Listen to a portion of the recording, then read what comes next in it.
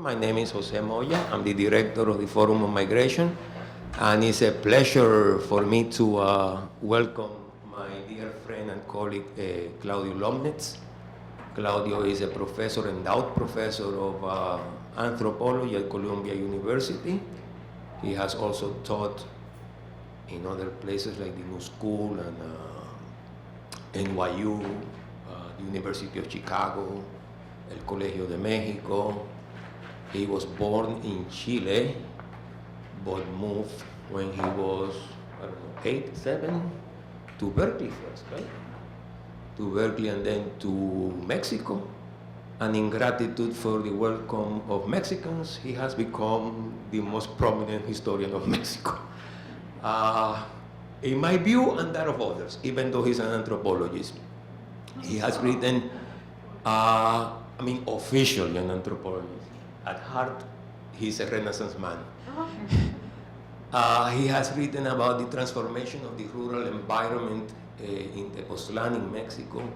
He has written about the idea and the imaginary of death in Mexico. He has written about Mexican nationalism. He has written about the place of anti-Semitism in Mexican revolution and Mexican nationalism. He has written about books.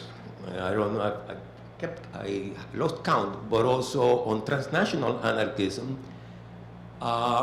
He's also an award-winning playwright and a well-known public intellectual. His essays, his pieces appear often in Mexican newspapers and magazines. And today he's going to tell us about his last book, at least on my last count, maybe another one came already. He's very prolific, which makes a lot of people envious. This book about our America, the Utopia, and utopian persistence in a Jewish family. It's quite propitious that we're having this conversation today because I happen to be teaching a class about the Jewish immigrant experience. So it's quite a coincidence and very useful for me and my students. But also because this book in a forum on migration makes a magnificent contribution to the study of human mobility and human interaction for many different reasons. One is the intimacy of the book. I mean, in this micro approach, this macro focus, this zoom on historical processes, illuminate these processes in a way that more macro perspectives are impossible, it's impossible for them to do. So that level of, at the ground level, what is happening at the level of families, relatives, neighbors, it is magnificent. But also what is interesting is that it's very dialectic. It's always fusing this, intertwining this with what is going on globally or more macro processes, right? Political and economic processes. Another virtue that this book has in terms of a contribution to the study of human migration is that most studies of migration begin, for some reason, after people, the newcomers, get off the boat or get off the plane or cross a border as if they didn't have any previous history, as if they were tabula rasa. And this is one of the few cases in which there is a lot of attention paid to the places that these people were coming from, to their previous history. And not the big places, but the actual places, the shtetls, the small towns, the small regions where these people were coming from, their relationship to the non-Jewish population, that's common, but also intra-Jewish connections and relations and differences and conflicts across class lines of religion, of ideology, or social economic status, of education, origin, Germans versus Eastern European, and things like that. It helps that his family, you have a complete, almost complete representation of Ashkenazi Jewry, German Jews, semi-German Jews, that is Polish Jews who migrated to Germany and then were on the way out, Bessarabian Jews from the Ukraine. So it's useful that you have that diversity. And then I wanted to, I think we're going to first have a conversation, then he's going to present something about the Peruvian sector of the book, this Peruvian section of the book. One more thing that I was, but I'll ask him later. And then we'll open it to discussion. And my first question to Claudio was, welcome Claudio, so let me, and thank you. It's a real pleasure. The first question was about the idea of the book. How did the idea of the book came, and if Our America is a reference to José Martí's piece. Well, first, thank you, José, truly for organizing this conversation about a book that doesn't yet exist in English, but I've recently found out that it will exist in English, a little bit to my surprise, to be honest. But thank you for organizing this, and thank all my friends, dear colleagues who've come here today, and those of you who I don't know, thank you for being here and for being part of this discussion. Well, the book was just published in Mexico City in December, and I had been and I wrote it in the last couple of years before that. But I had hoped to write something, or at least to record something about my maternal family history, which is most of what this book is, my maternal grandparents. There's some about my father's family there too. About 15 years ago or so, I started recording interviews with some uncles, with my mother, and then I kept those tapes. I didn't do anything with them. I didn't really know what to do with them. And so I didn't. I just let them lie there. And and then I started thinking about how to write this, and it was a difficult book for me to write because it required accepting from the start that I didn't have any kind of professional qualifications from which to write it, insofar as it involved, for example, knowing about times and places that I didn't really know very much about. For example, Bessarabia, where my grandfather was from, the town that he was from, which is a town that was crossed by the border between the Russian and the Austro-Hungarian Empire. That whole situation at the beginning of the 20th century was foreign to me. The Ukrainian history, a lot of Jewish history, which didn't know very much about, but also the history of Peru in the 1920s, the history of Colombia in the 1930s and 40s, Israel's history from the foundation to when they left, which was 1955. So a lot of histories, but not only a lot of histories, a number of languages that I didn't have. And so the book actually starts with the problem of language, with my problem of language, which I think was central to my ability to write it. That is, facing up to the fact that I didn't have 4 of the languages that I would have needed to write this book, and that I wasn't going to acquire them because this isn't really a professional book. So I wanted to write it. I wanted to write it while my mother still lived, which happily I was able to do. But at a certain deep, level, I couldn't write it because, like I said, I didn't have 4 of the languages. So the book starts with a meditation on language loss, on my own language loss, and the connection between language loss and this history.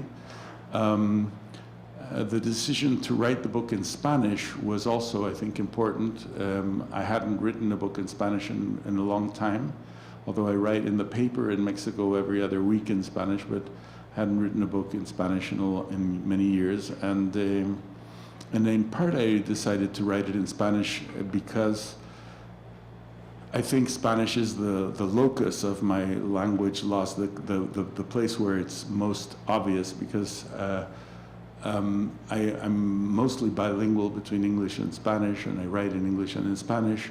I speak French and Portuguese, but I don't really write in those languages. But in English, whatever I write, people will tend to compliment me regardless of the mistakes or shortcomings of my English, because, well, you know, it's not supposed to be my mother tongue, whereas, and it isn't my mother tongue, but my Spanish is no better actually than my English, except that in Spanish I don't have that excuse, and so my insecurity, I mean, I know it sounds funny, but it's true. Let's say I had to face up to the story of my own linguistic insecurity in order to begin to write the book, and so the book starts with that. A clarification: the 4 languages that he's lacking to write the book were Yiddish, Hebrew, Russian, and German. Languages that his family spoke one way or the other. And language is a central issue in the book, and I had a few questions about that. One is a certain contradiction with your father, right? His father is German born, was born in Cologne, then left for Brussels when he was 8, then they moved a few years later when he was 13 to Chile, and German was his first language.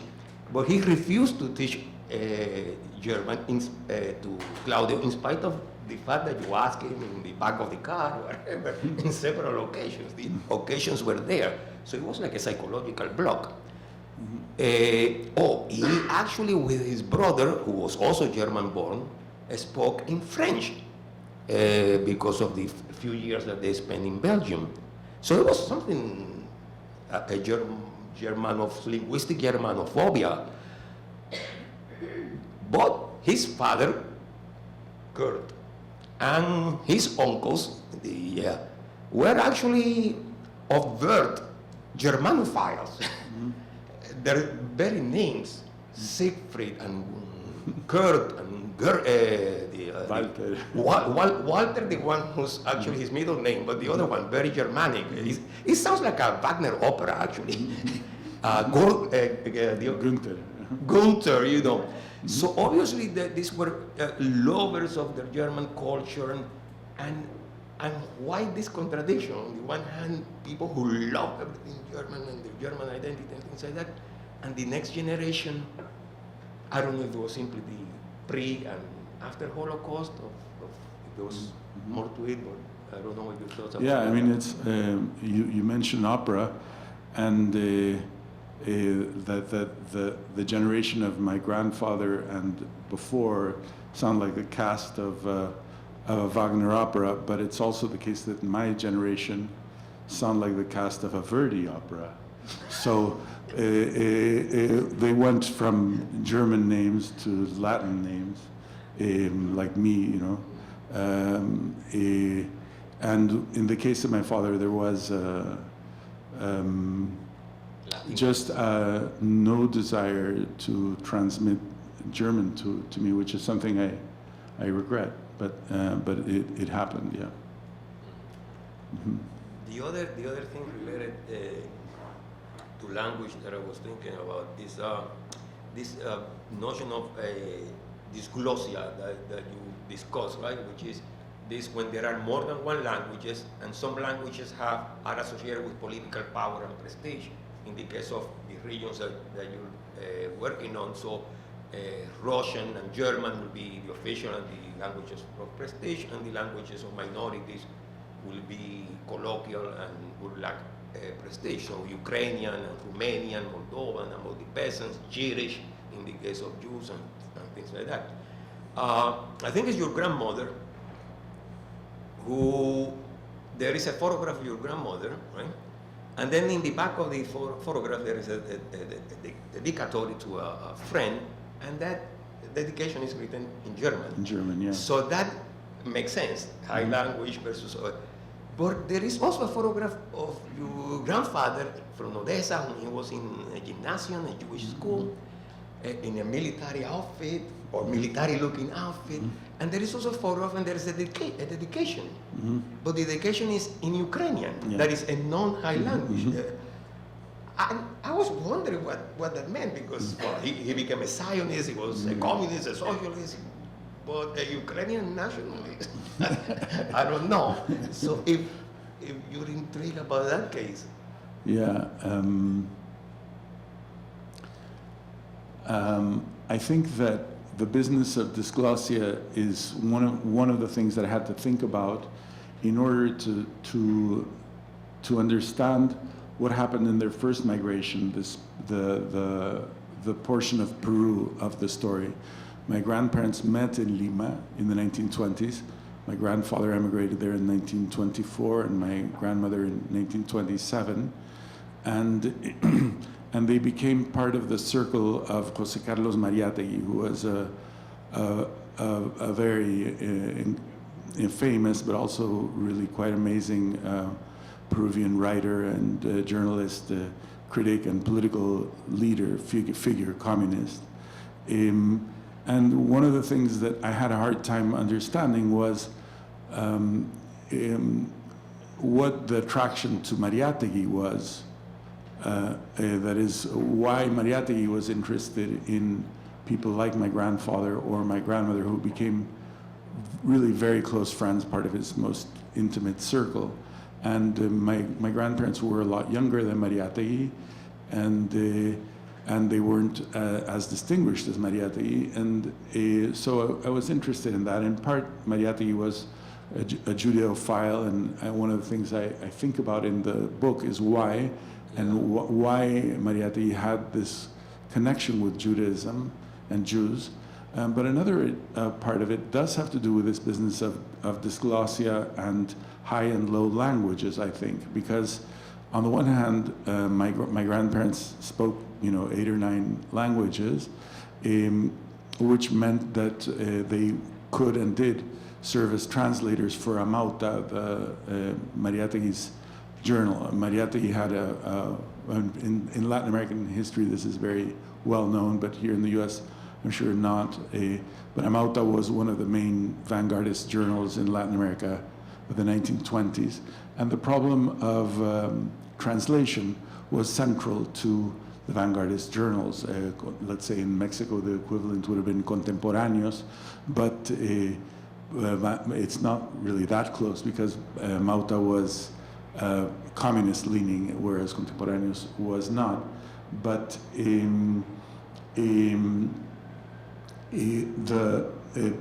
my grandfather, for example, translated Freud for Amauta, or they translated mainly from German and from Russian to Amauta, because the Peruvians could translate from French or from English without much trouble.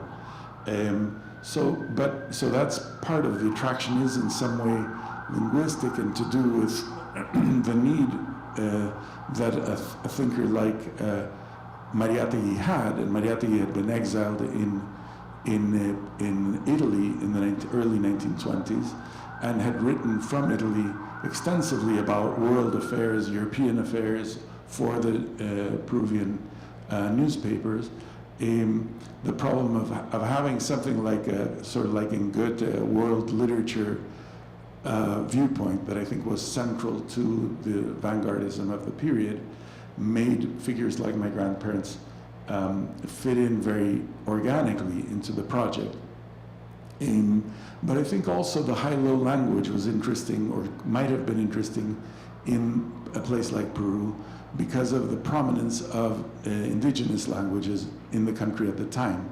That is, about half of the population of Peru at the time in the 20s was monolingual, non-Spanish speaking, and I don't know what the percentage was, but I'm sure a large percentage was bilingual, in Quechua or Aymara and Spanish speaking. So that having these interlocutors who were from, let's say, the peripheries of Europe, who were intimately connected to this problem of a high and low language, both within the Jewish sphere, that is Yiddish and Hebrew, but most especially between, for example, Yiddish and German, or Yiddish and Russian. But the specific case that you mentioned, though, is something that one of the many, many things in the book that I really can't answer, which is why the hell that first picture of my grandfather, which is when he was 13 in his school in Odessa, the day of his bar mitzvah, the dedication in the back is in Ukrainian rather than in Russian. I don't know. I just don't know. No clue. The other part, my grandmother's dedications in German make more sense to me because she studied in the gymnasium in Czernowitz, which was a German language gymnasium.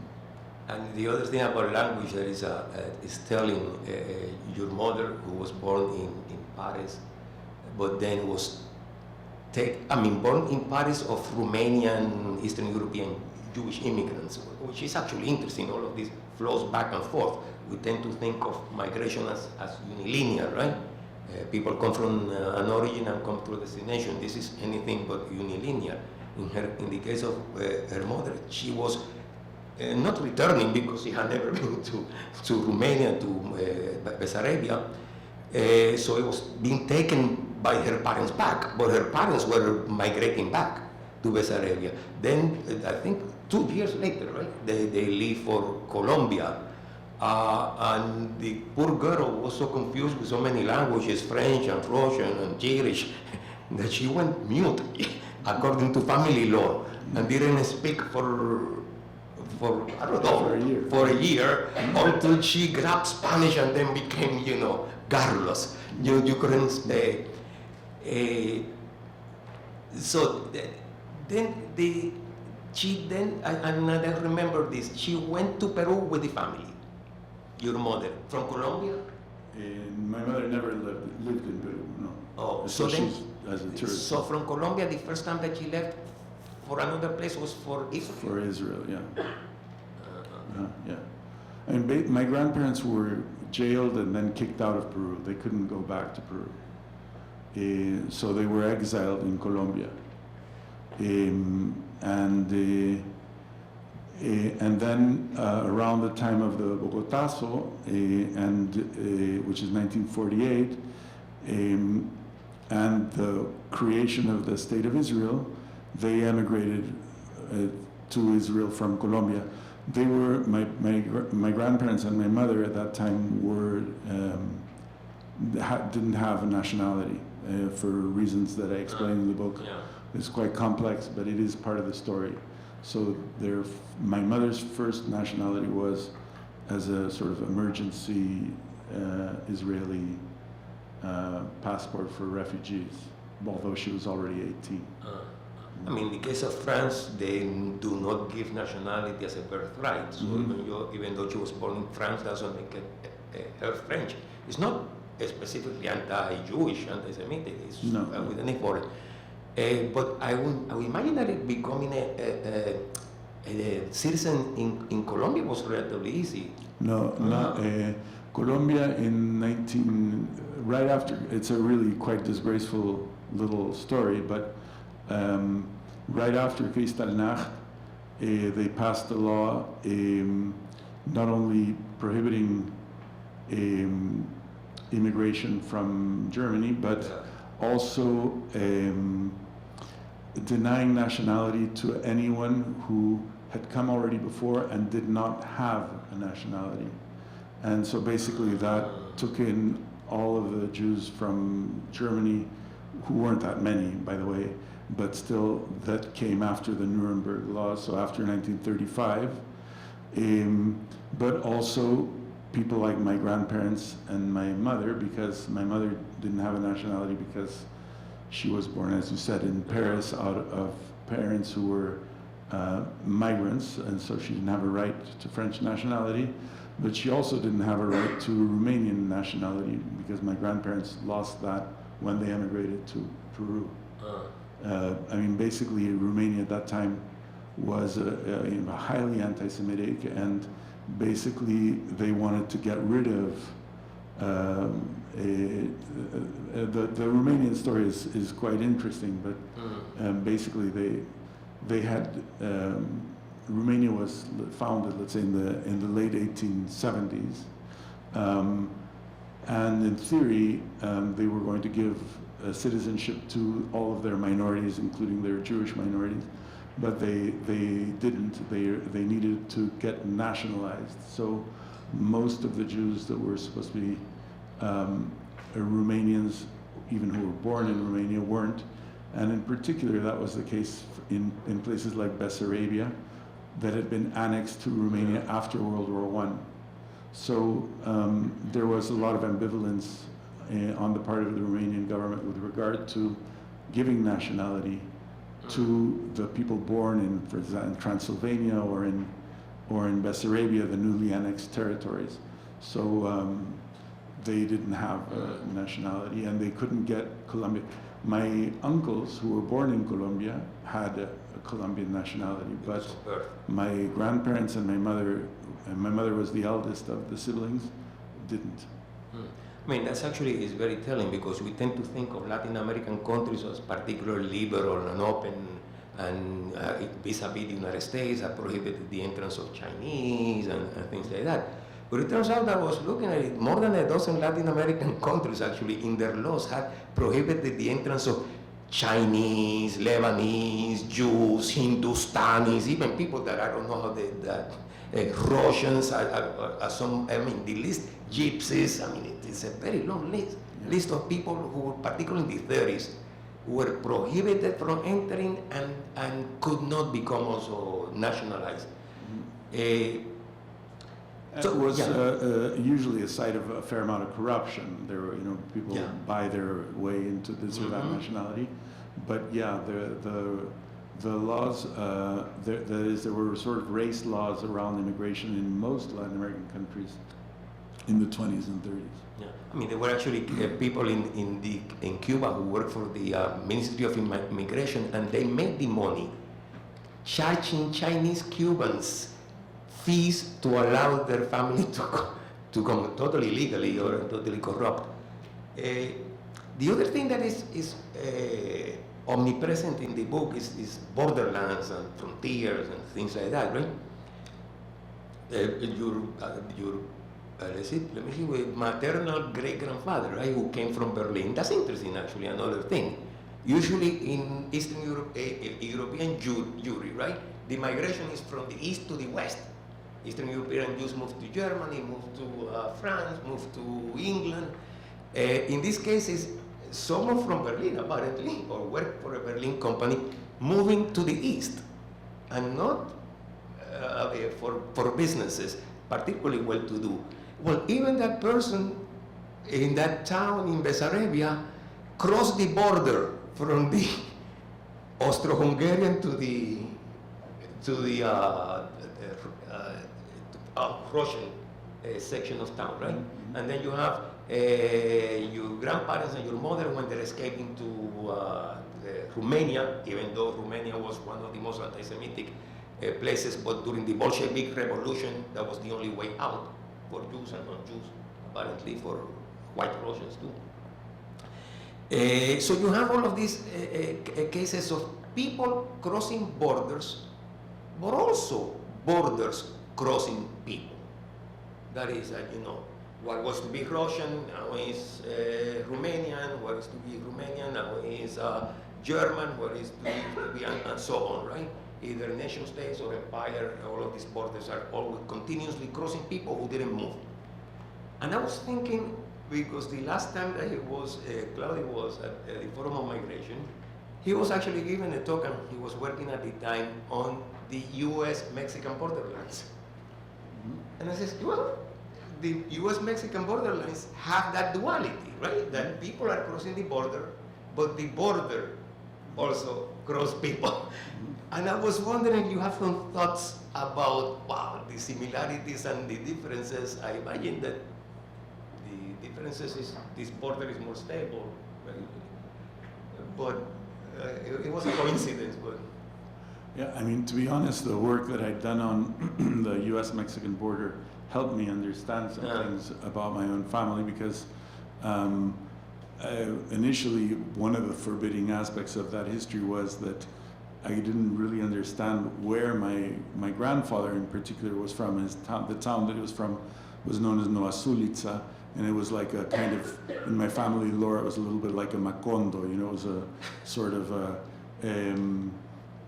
mythical place. In fact, in part, I think it has to do with the fact that Nowa Sulica migrants to Peru, Colombia, and Venezuela in particular, the town emigrated there, so a lot of the networks were there, so they had kin or people who knew each other from this village, and of course the Jewish population village itself was eliminated, no longer exists. So it's a Macondo, it's a diasporic Macondo, let's say, put it that way, and the Macondo portion of it is just like a site of memory, but I didn't know where it was, because when I was growing up with my grandparents, it was in the Soviet Union, or sometimes it was Romania, and sometimes it was Russia, and I didn't know. And then when I finally started digging around and understanding a little bit the historical geography of the region, it turned out that the town, this Nowa Sulica, was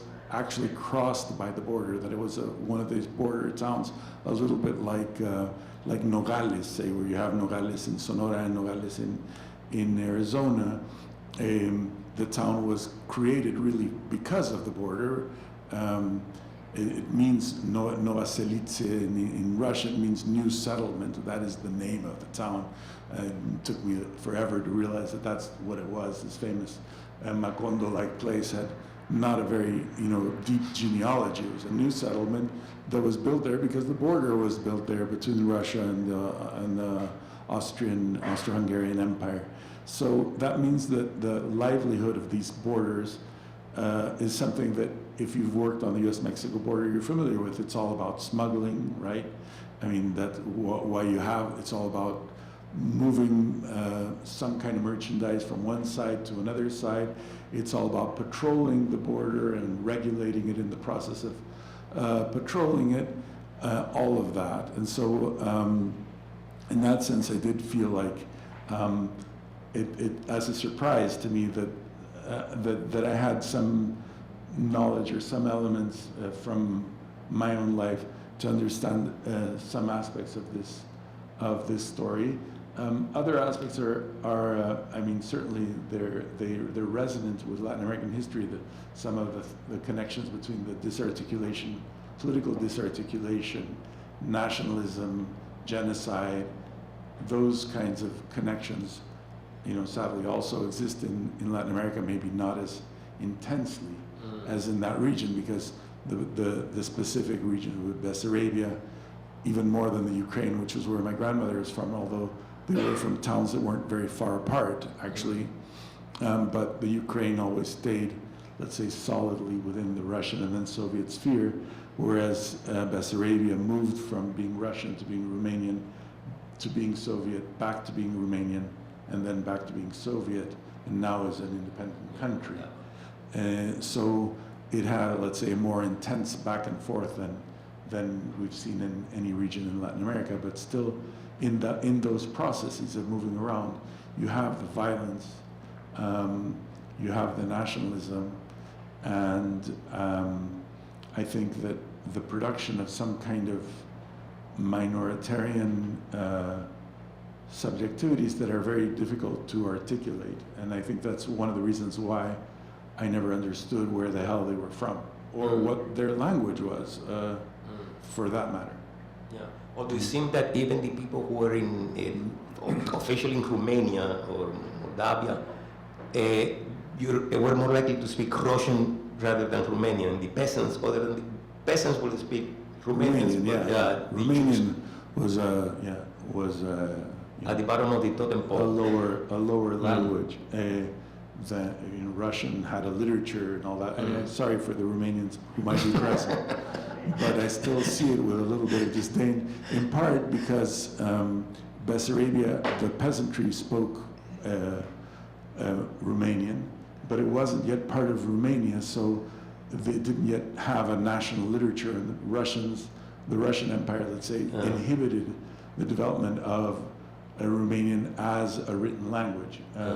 There wasn't a lot of investment by the Russian Empire in schools in Romanian or anything like that, because they were concerned about, let's say, the rise of nationalism on that sort of western border. I think that for people from Bessarabia, the Romanian was basically a peasant language. The other thing that is interesting is the history of the early presence of Latin American Jews in Israel soon after independence of Israel. Right? And then there is a great irony in the case of your family, because your father was the son of assimilated Jews, right? But then he leaves Chile on his own, out of Zion, and goes to Israel and goes to the kibbutz, and he's actually a Zionist at that moment. Your mother, who was the daughter of a Zionist militant, is taken there, but she's not into Zionism or the kibbutz.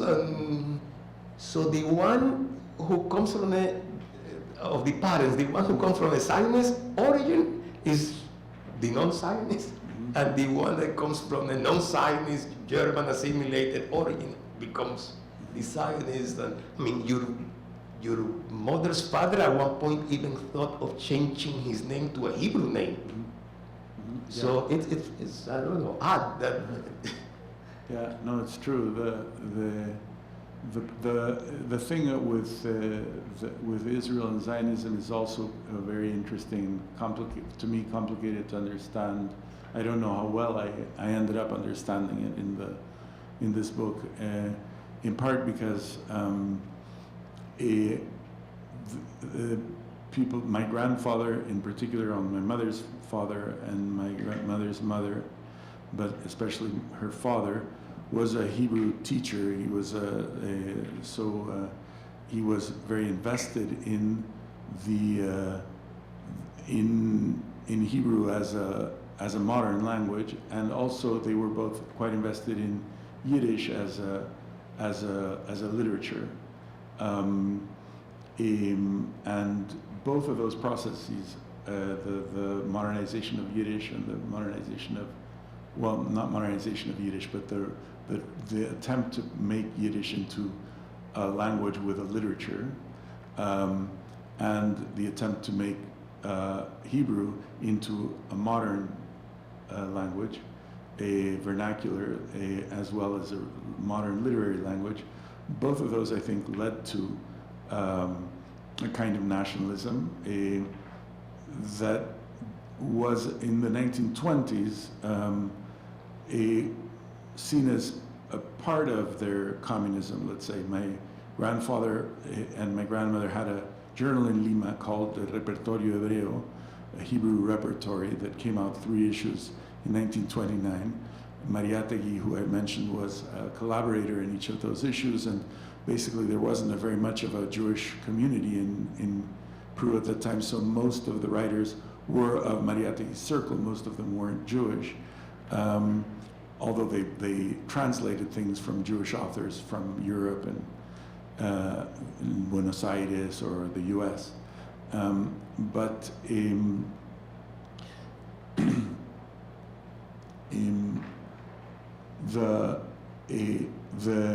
let's say the good chunk of that journal was dedicated basically to the defense of the Soviet Union and the Soviet connection to Jews and the Soviet policy toward Jews.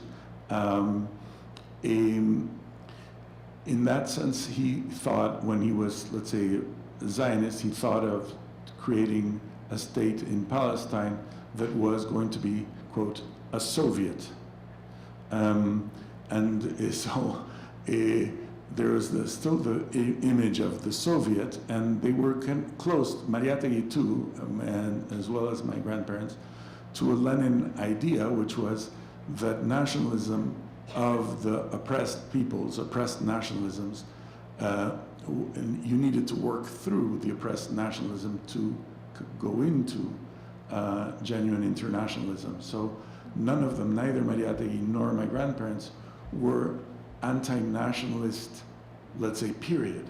They were anti-nationalist as the ultimate goal, but they were in favor of nationalism of oppressed peoples.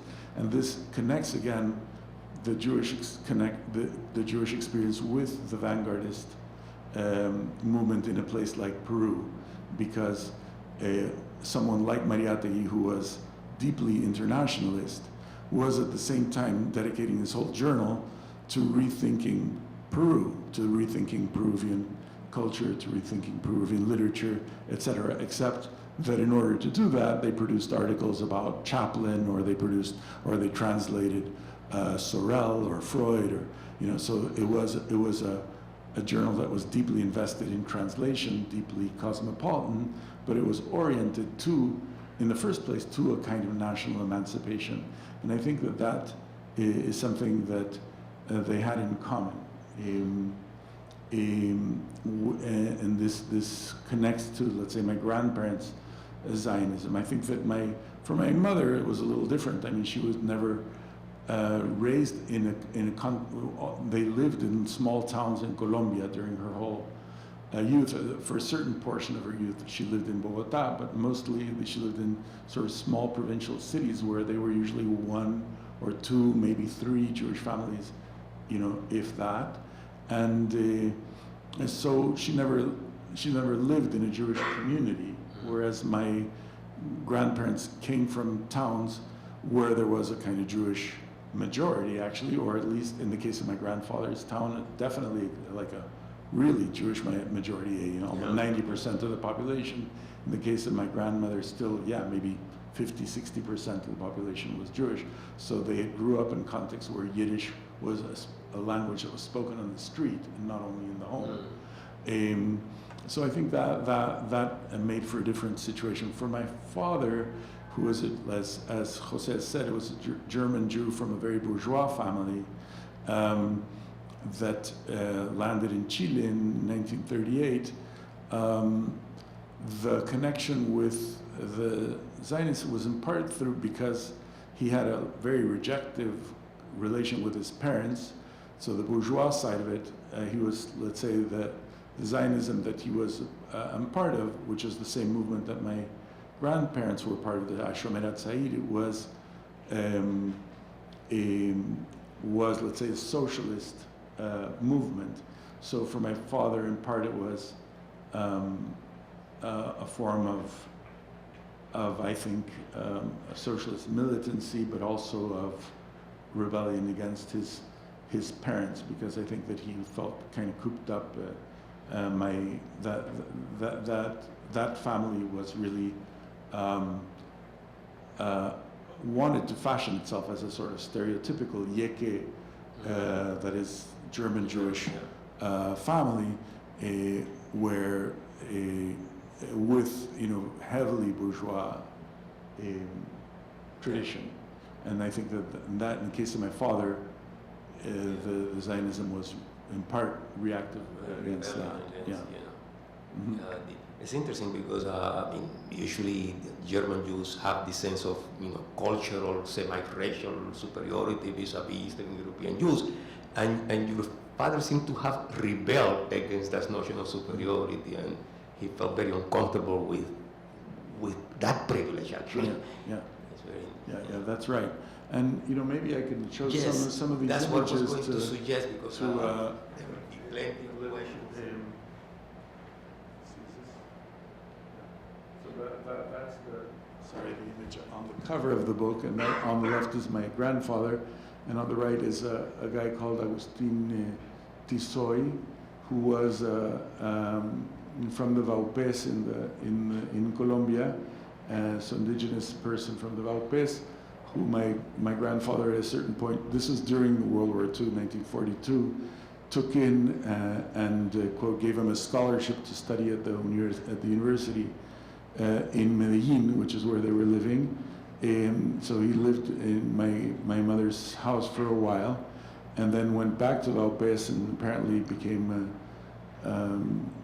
died of alcoholism, a very sad story. But This is to do then again also with one of the interesting things for me in this story was trying to explain my grandfather's indigenismo.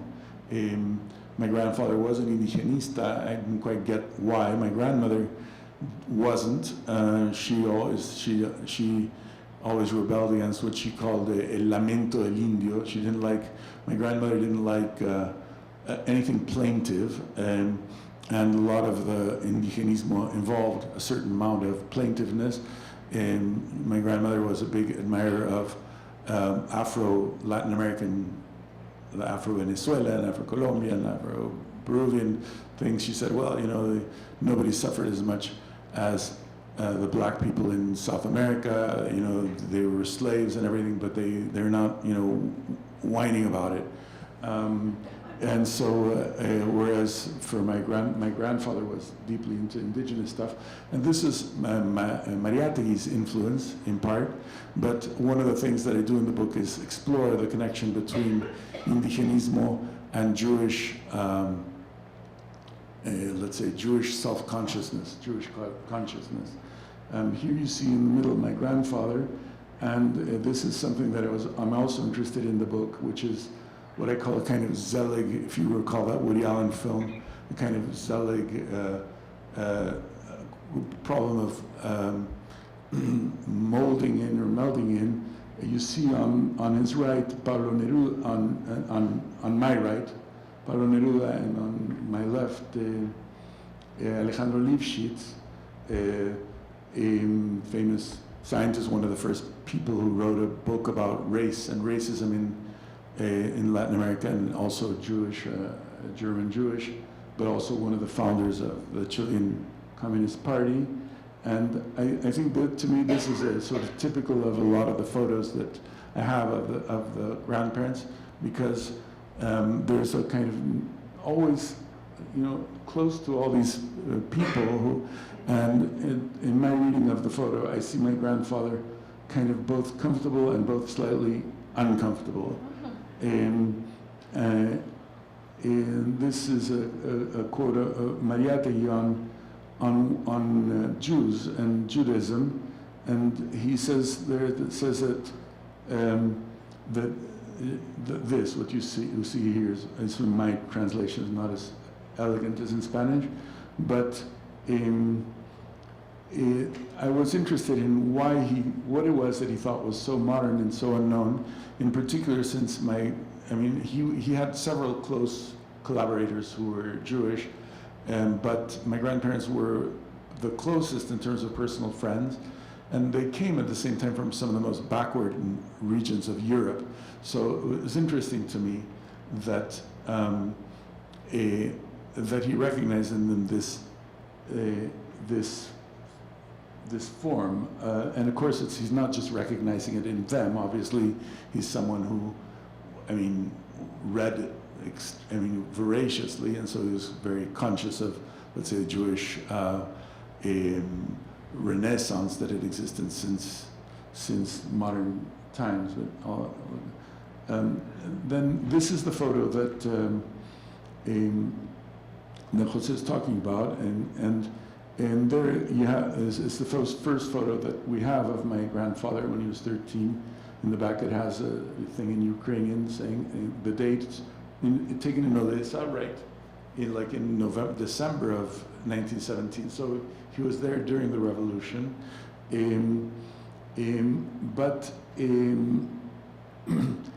But part of the thing that's interesting to me is that this is a Jewish school, and you see the uniform is kind of a military uniform.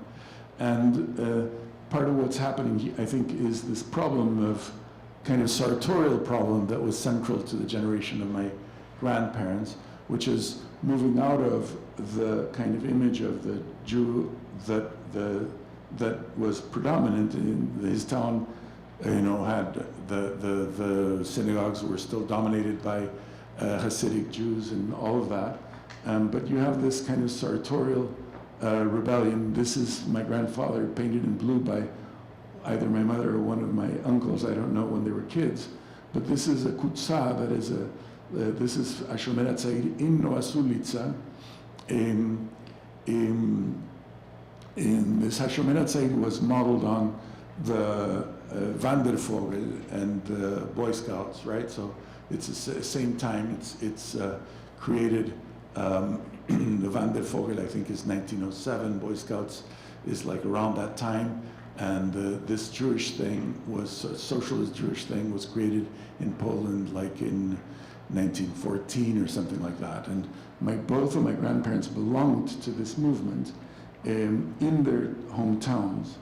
And you see there the kind of change in dress. Here's my grandfather in the center with this kind of dandyism that I think does also emerge in his generation as an interesting kind of development. And I think you have that. I think probably many of you know Sander Gilman's books about the Jewish body and all of that. And I think that this is relevant in this generation. That is, there's a rebellion against the idea that the idea of the Jewish body as it existed. And on the left, on my left, is my grandmother with her close friend, again also dressed in. This is in Chernovitz. I don't know what became of this friend. It was one of the things that also happens with those old photographs is that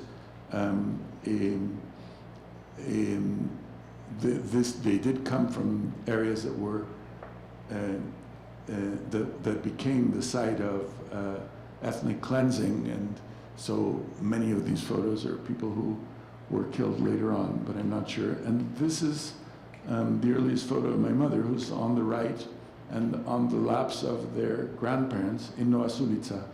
And this is, on the left is my aunt Mary. And so my grandfather, as I mentioned, was thrown in jail in 1930 in Peru, and then they were kicked out, both my grandparents, of Peru, and in 1930, shortly after Mariátegui's death. And they moved to Colombia, where they got married, and then they went to Paris. My grandfather studied ethnology, actually, with Paul Rivet at the before the creation of the Musée de l'Homme, at the Institut d'Anthropology there. Because he had become, with Mariátegui, an indigenista, he was never able to work as an academic or anything like that, but he studied that. And then in 1934, they went from Paris back to Nowa Sulica, where they stayed for 2 years, with the idea of trying to get my great-grandparents in the photo out. And they refused to leave, but they did allow their kids to leave. So the 4 kids of this old couple survived.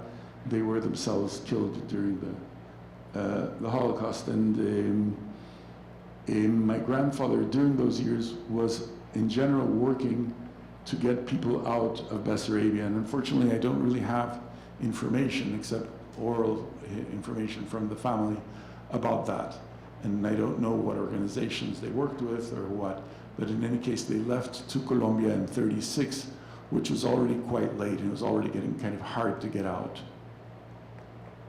Here you see my grandfather in Peru, again, this dandyism, the cane, which is an affectation. My grandfather didn't have a limp. And my grandmother dressed this is in Lima again. She was enrolled in economics in the Universidad de San Marcos. My grandfather studied philosophy at the Universidad de San Marcos and produced a thesis that's supposed to be the first thesis on Marx to have been written in Peru. I unfortunately have not been able to find the thesis, but it was definitely done under Mariátegui's, not under Mariátegui's tutelage, but under his instruction, in the sense that Mariátegui wanted all the people who were militants there and who came from petty bourgeois families to get a preparation for organizing. This in the wheelchair is Mariátegui and my grandparents. And one of the issues of Amauta which is really quite a remarkable, wonderful journal. By the way, there is right now in Mexico City, but it was launched in the Museo Reina Sofia in Madrid, a major show for the first time on Amauta. If any of you go to Mexico City, it's opening in October in Mexico City. It will be there for a couple of months. And it's definitely worth seeing because this was a moment of cultural aperture, fluorescence, I would say, that has been rare in Latin America. So this is one of part of Mariátegui's introduction to the first issue, where there's the famous word, "all that is human belongs to us," which is one of the little things that I'm thinking of writing 2 pages about that, or 3, for the English edition, because it turns out I thought that there wouldn't be an English edition of this book because it's not an academic book, and I don't really have connections outside of academic publishing here in the U.S. But happily, there's a publisher who's gotten interested. It's other press is going to be doing it, and the editor, who's really quite wonderful, wants me to write a little more about the South American part of it, and maybe contract a little some of the European Jewish side of it, which is better known in English than it is in Spanish.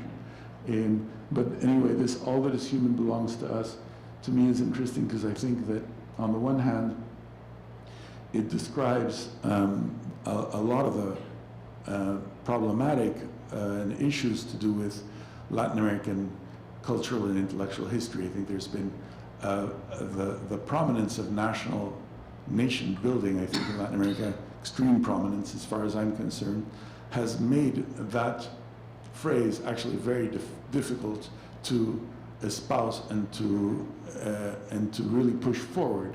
And then I thought, one of the things that has attracted me maybe personally to this story, unconsciously at one level or another, is that that's also been a little bit difficult for me. That is, I thought, well, I had an older brother and who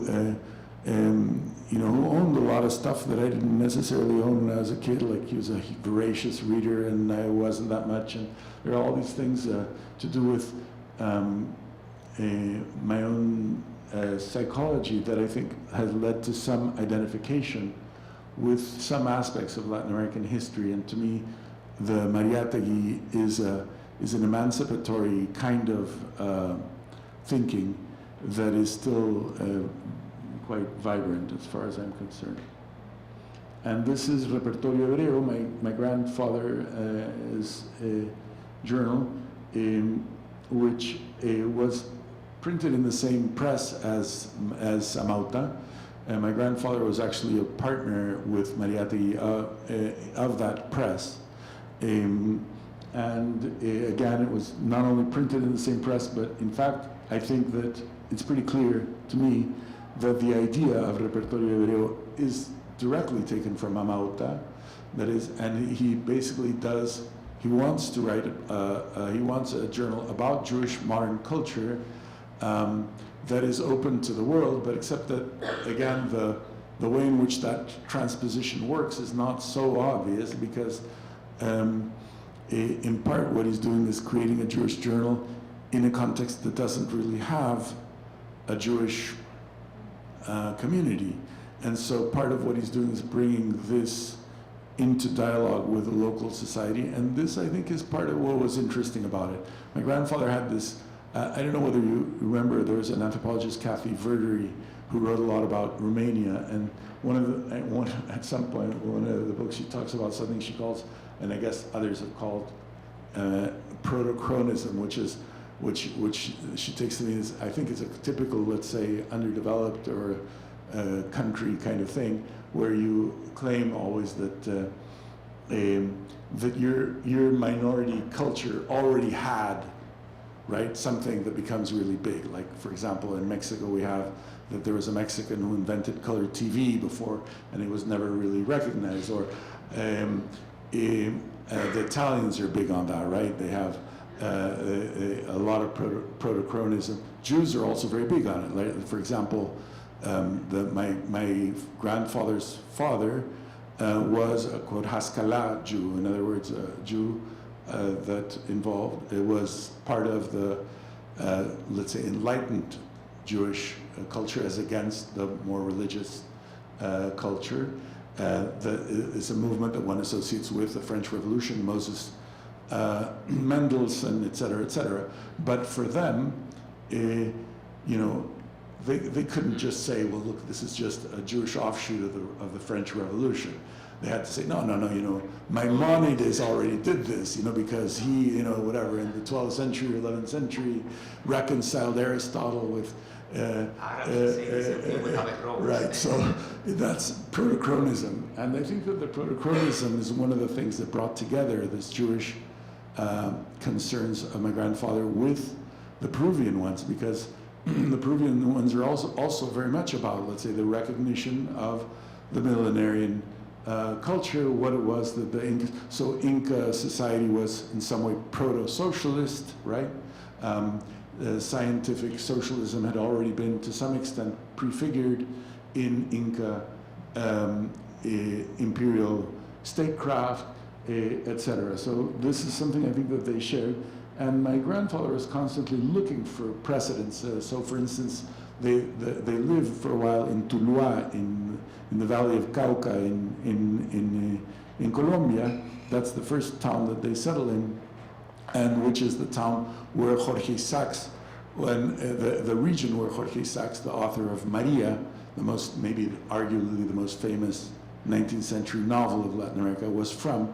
And so my grandfather was, you know, big Jorge Sachs fan, because Jorge Sachs' father, George Isaacs, or I can't remember whether his name was George or not, was an English Jew. And so all of a sudden it was like, you know, Judaism was always kind of already there. You know, if you see this kind of imminence of Jewish culture all over the place, which I think was shared by the sense that the indigenous, for Mariátegui and for many of the communists in Peru at that time, was somehow always already there.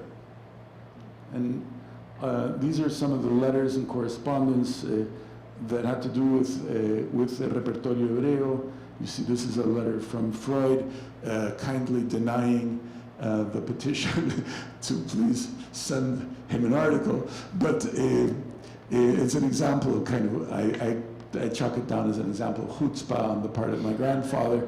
But what interests me is that Freud did take a moment to recognize the reception of the journal and to thank him and say, you know, it's kind of old to collaborate, whatever. But I think in part it was because Amauta was translating Freud, and I think that for an author like this in 1929 to see that there's Jewish culture, you know, rising in a place like Lima might have been at least worth a line or two.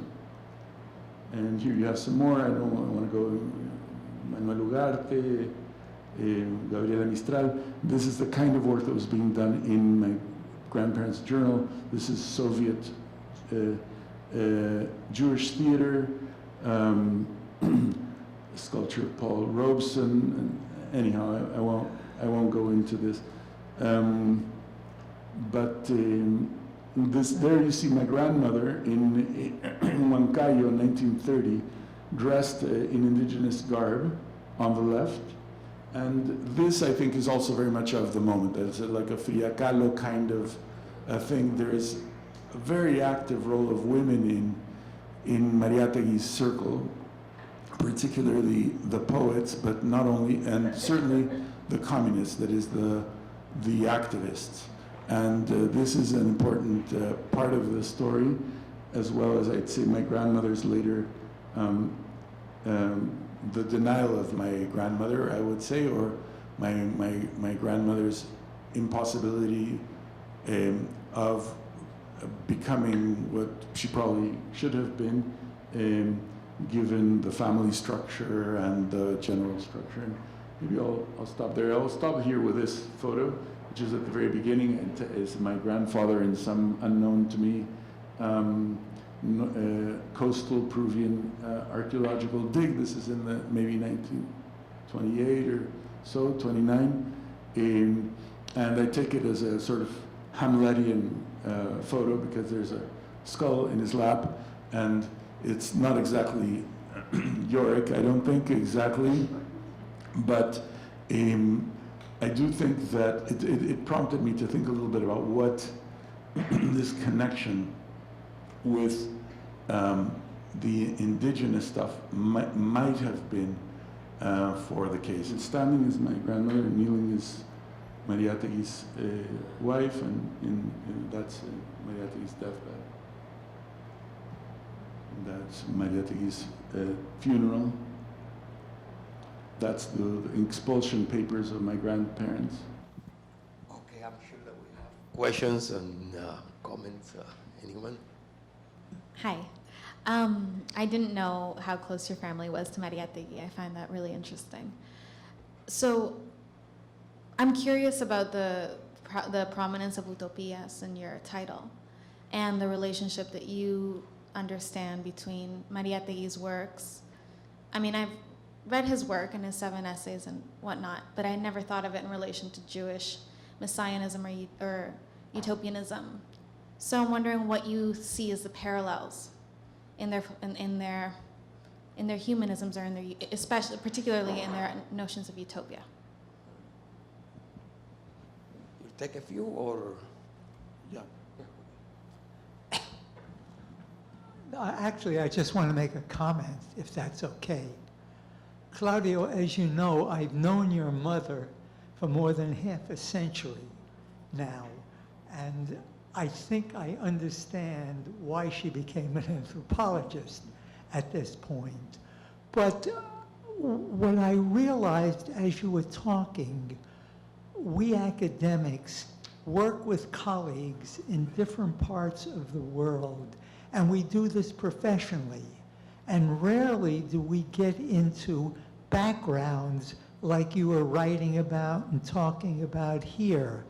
And I'm greatly disappointed that I never had the opportunity to sit down with your mother and compare notes, because there are similarities in both of our family histories that go back to roughly the same place with a lot of the same things. So I greatly appreciate your doing this and on a very personal level. So I thank you.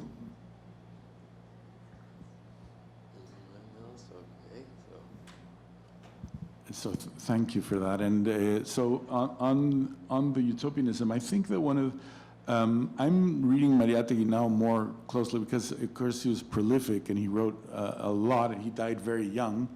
And so it's kind of not so easy to navigate all of that. And I'm now reading more closely and more deeply than I had been able to for this book. I mean, one of it things is that I think that he sees a genuine, let's say, revolutionary potential in a place like Peru, and part of that is, you know, you could say, well, is of a piece with Lenin and with the fact that you had the revolution starting off in Russia, and you had the Mexican Revolution that's still kind of very much alive from a Peruvian point of view and from a Mexican point of view as well. But part of it, I think, is to do with his own. I mean, he likes, for example, Georges Sorel. So he believes in the importance of myth. He believes in the significance also of, quote, religion. He's not against. He's not a Marxist. I think at a deep level, he's not certain kind of Marxist. Although he's always recognized as a Marxist, and I think saw himself as a Marxist for sure, but there is a side of what he thinks is the energy for transformation in a place like Peru. The energy is not coming really from Lima. And if it is coming from Lima, it's coming from Lima's migrants. It's not coming from Lima's traditional classes. And you can see that not only as a political project, but also as a literary project when he does his reviews and critiques of Peruvian literature, which are, I think, very much on point. He sees very much the limits of most criollismo, except for example, he's an admirer of Palma, but most of the criollismo he feels is like it has no possibility, and I think that he sees something in a kind of communalism, and that he associates with rural spaces and with peasantries and all of that that have genuine transformative potential.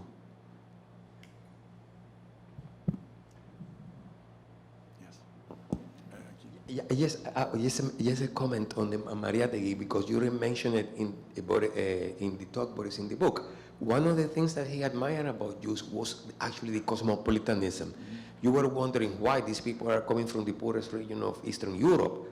Yeah, they may be coming from the poorest regions of Eastern Europe, but they're cosmopolitan types, highly educated, left wing. So it's no wonder that he's so used as embodiment of modernity that is beyond specific tribal identities and is universal.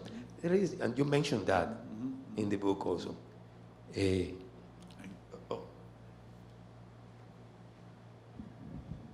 mentioned all the German names. Were Hebrew names given to your uncles as well? Well, in my maternal family, yes, even to me. But and as Jose mentioned, my grandfather, for example, in this Jewish journal signed Miguel with the Spanishization Misha, or Michael, Ben Tzvi Adler, and he for a while used the Ben Tzvi like many people of that kind of, like Ben Aron or Ben Dayan or Ben Gurion. That kind. So he did use this Ben Tzvi for a while and then dropped it.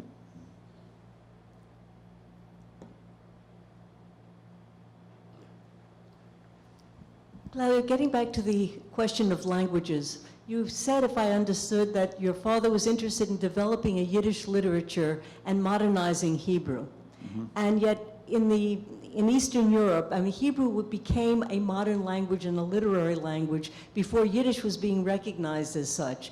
Now, do you think he was leaning on developing or more interested in developing a Yiddish literature because it was the working class literature against the Hebrew?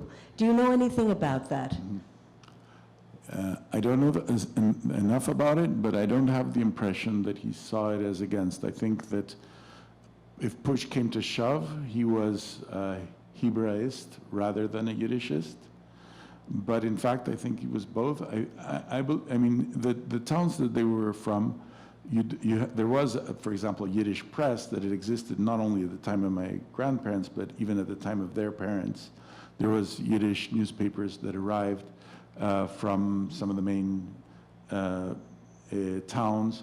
There was a first Yiddish World Yiddish Congress that was held in Chernovitz, which is one of the main cities. I mean, the place where my grandparents were from was sort of between Chernovitz and Odessa. So, so there was Yiddishism there, and I think there was sympathy toward the Yiddishism, but there wasn't, I don't think, let's say, an embracement of the antagonistic relationship between the two. Perhaps I misunderstood you. I thought you were making a distinction about his interest in modernizing Hebrew so it could be a national language in Israel, but interested in developing Yiddish literature. Perhaps you didn't really mean to make the distinction that I heard. Is that possible? He was interested in both. Well, they were, first of all, they were involved in the modernization of Hebrew. Yes, there was the idea of going to Palestine in the 20s, but they were involved in the modernization of Hebrew in their hometowns. They took the speaking of Hebrew outside of the synagogue and started, using it as spoken language. So I think that there was some weirdness, let's say, that is actually a little bit the role of Israel, let's say, in that Hebrew revival, to me, is a little opaque.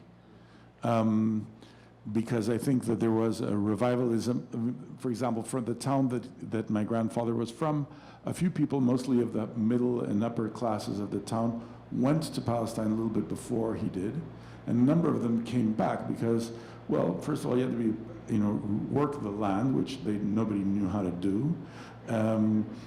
Second, for a lot of them, it didn't go well at all, and they went back. Not all of them, but a number of them.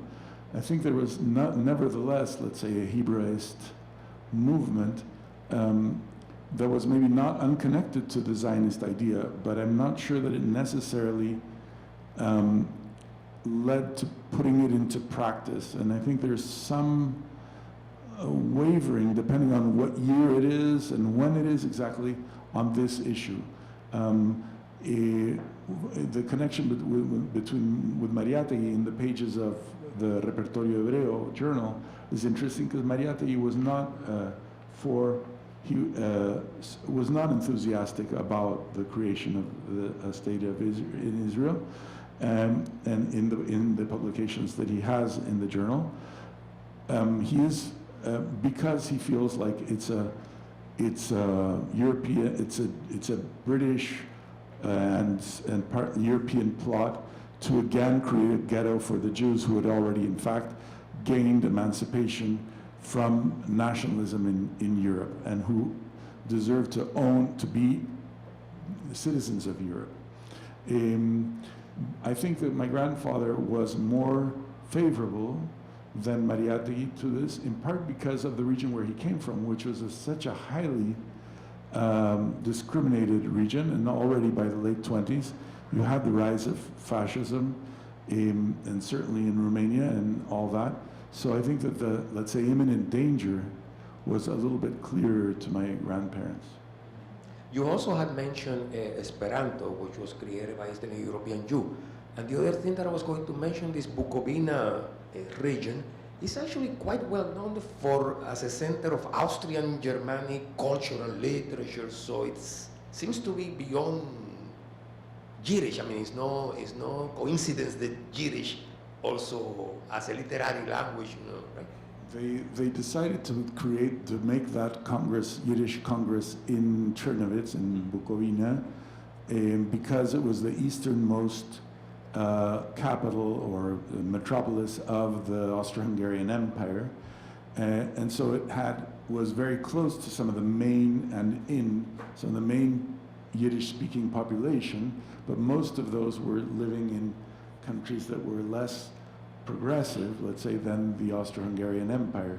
So the Czernowitz was, let's say, a natural intellectual capital for that, and catchment area for Yiddish in particular, but not only, as you say. Hi, can you talk about how their Jewish identity and Jewish practice changed from before coming from Europe and then in Latin America? That's a hard question for me. I'm not sure. I think that part of the change is to do with becoming genuinely, really radically a minority, which in the case of my maternal family was really true in part because they lived in the provinces of Colombia. That is, the families that settled in the capitals, let's say in Lima or in Bogota, whatever, even though the populations of Jews in those places were still minuscule, like I'm talking, for example, in Peru, maybe there were 2,000 Jews maximum, let's say, in those years, 2,500 Jews in the whole of Peru. In the whole of Colombia, you had maybe 4,000 Jews. So you're talking about very small, but still in the main cities, you had more of a communities. In the provincial towns, some of them, like Medellin or Cali, had more of a community, but a lot of the other ones that they lived in, like Sogamoso or Manizales or Tuluá, had 2, 3 maximum Jewish families, one theirs. I think part of the ethnicity was to do with a lot of it was to do with the reproduction of marriage relations and also commercial networks. Most of the people from these villages arrived to South America and were peddlers, clappers, they called them, right? Door-to-door salesmen of clothes, who sold on credit. And this is one of the things that's interesting, I think, from the Latin American point of view, is that these were the first actual door-to-door salesmen of clothes on credit. And I think it is interesting from the point of view of class structure in Latin America. It's something that's not been written about, because wearing a suit, for example, if you're a man, or a certain kind of dress for a woman in Latin America was definitely, let's say, a class marker. And thanks to these door-to-door salesmen, the people who could define themselves as being part of the middle class shifted. And this is actually part of also what was mobilized in anti-Semitic movements by rival merchants in the 1930s that sided with fascism. Happily, they weren't huge in number, but they were definitely there and part of the political spectrum. And I mentioned some of the migration laws, which were influenced by these movements. I think that there's a kind of at a certain level, a kind of closedness. I mean, the fact that something like Noa Sulica could even subsist as an idea, that I would know the name of this godforsaken town, you know, and know lore about it, you know, I think speaks a little bit to the existence of these very, very interesting networks, because some of them went, I'll give you an example. I mean, some of these migrations I think are really unique in Latin America. Like, for example, when my grandparents are kicked out of Peru, they're living in Lima, they don't go to Bogota, which would be the logical thing. They go to Tuluá, right? So that involves, let's say, a very complicated diaspora, or there's one of the husband of a cousin they were also from Bessarabia. When first they emigrated to Cerro del Pasco, that is a mining town in Peru, and from there they went to Cúcuta, that is the border between Colombia and Venezuela. Nobody else could connect those two places. You see what I'm saying? You need a certain kind of long-distance trade networks, and I think that probably affected the Jewish life, because it did have implications, I think, for marriage.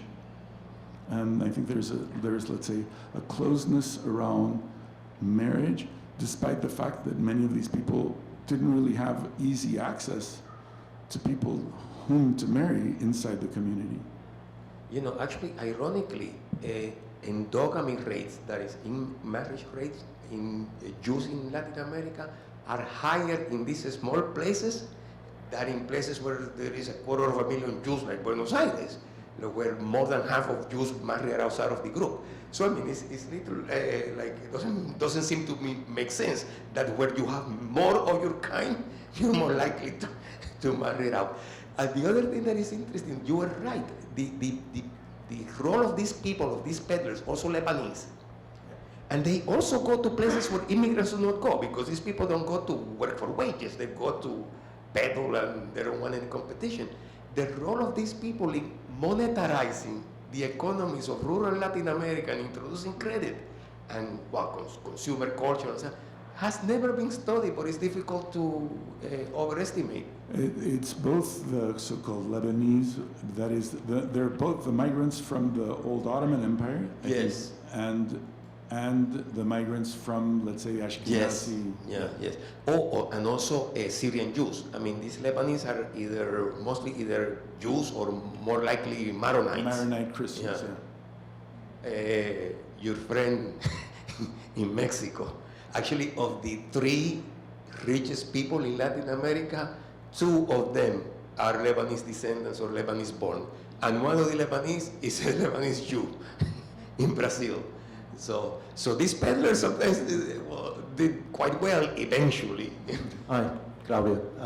I know you mentioned that you looked for but you couldn't find your grandfather's thesis, which is a common problem for all of us who study Peru.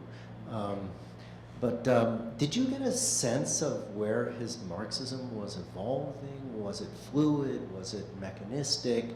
Was it aligned with Mariátegui? Did it have that kind of cultural Marxism? Was it aligned? I'm just curious what you think or what your instincts or what family lore tells you about that, or whether he was turning into your run-of-the-mill Latin American Marxist that we're familiar with. And it just an anecdote that's related to that. I remember about 30 years ago sitting in someone's living room in Lima, and this old man named Feldman, who was Romanian. Oh, you know Feldman? That's okay. So he related. Noua Sulița. Oh, he was, okay. Well, many of the Ashkenazi Jews of Lima, Romanian. But he had been sent, he had the most fascinating story, and he had been sent, along with a number of other agents, Romanian, Yiddish-speaking Jews, by the Comintern. Not just to Peru, but to the whole west coast of South America, because they saw these people as uppity, not trustworthy communists.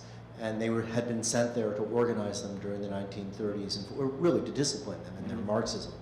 And he became bitterly right-wing later after the war, but that was his original mission to Lima, and he stayed. But it was I was wondering if you knew about him, and you saw some connection. They were friends, yeah.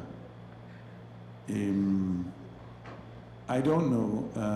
I would love to see the thesis. I suspect it's probably really skimpy thesis, I think, but I don't know. I think that I don't know what kind of conditions they had. I'm sure that the arrival to Peru and the proximity with Mariátegui was not his or my grandmother's first exposure to Marxism, that I'm sure of, but I don't know how sophisticated the Marxism was. It would be wonderful if it had been as sophisticated as Mariátegui's. I'm not sure. I think that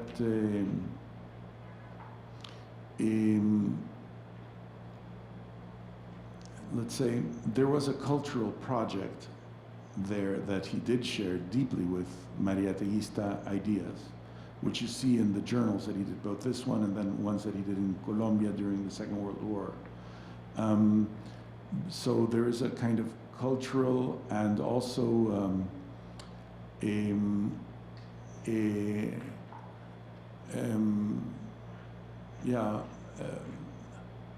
I think that the word freedom is quite important in this generation, and I don't think that's so important in all versions of Marxism. Emancipation is important in this. It's hard a little bit for me to tell because some of the writing, which is, let's say, the Colombian part, a lot of it is written, of course, in the Second World War context and in the context also of genocide in Europe, so that a lot of it is militant. The communist line at that time was also in line with the Allies and with the US and all that. My grandfather, I don't think, was a member of the Communist Party, because there's a comment that's pro-Trotsky of his published in 1937, which I don't think would have been possible for a member of the Communist Party. But he was the director of the Soviet Colombian Institute in Bogota in 1944-45. So during the war, at least, he was very close to the communists. Afterward, no, because when the survivors of Noua Sulița arrived back to America, they found out what had been happening in the Soviet occupation of Noua Sulița was terrible, actually. And so there was disillusion with regard to the Soviet Union, not with regard to socialism, but yes, with regard to to the Soviet Union. Feldmancito was how he was known. Feldman was known in my family. Was very close. They were very, very close. They worked some together. I didn't know about this Comintern connection. I did write to, there's a couple of brothers, historians in St. Petersburg, Hayfetz, I can't remember, I think Argentinian, I don't know, Jews, but, or Russian, but in any case, with some South American connection. Since I don't read Russian, I wrote to this guy to ask whether he, and he's worked with the archives on the Comintern in St. Petersburg, and he knew about my grandfather, but he says he wasn't sure that he was a member of the Communist Party. He doesn't think that he was. Well, I mean, his communism doesn't seem to be, Claudio, that orthodox. It reminded me of your other book. There's a libertarian color. Yes. Yeah, when you were saying freedom and emancipation. Well, we can continue the conversation. There is some food and drink. So thanks a lot for coming, and thank Claudio.